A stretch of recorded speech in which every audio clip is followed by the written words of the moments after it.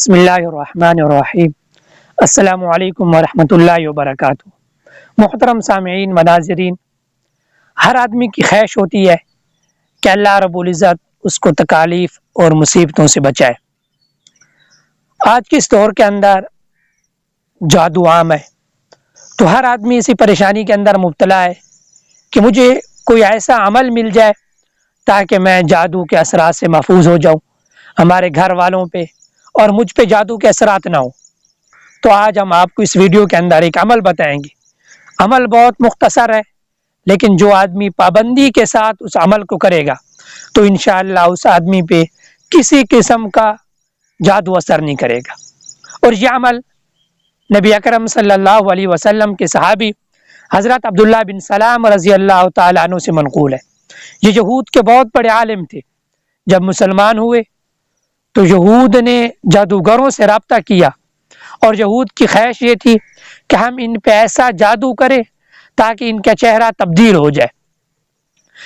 اس سے تو ایک فائدہ تو یہ ہوگا کہ ہم اس سے یہودیت چھوڑنے کا انتقام لے لیں گے، اور دوسرا ہم اس بات کا پروپیگنڈا کریں گے کہ انہوں نے یہودیت سچا مذہب تھا، اس کو انہوں نے چھوڑا تو ان کا چہرہ تبدیل ہو گیا۔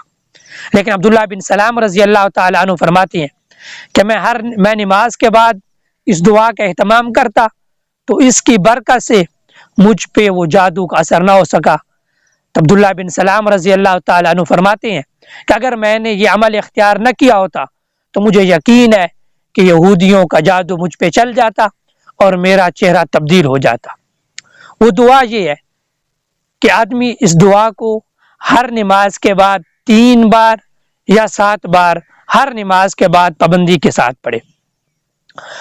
دعا یہ ہے: اعوذ بوجہ اللہ العظیم الذی لیس شیء اعظم منہ وبکلمات اللہ التامات التی لا یجاوزہن بر ولا فاجر وباسماء اللہ الحسنى کلہا ما علمت منہا وما اعلم من شر ما خلق وزرع وبرع۔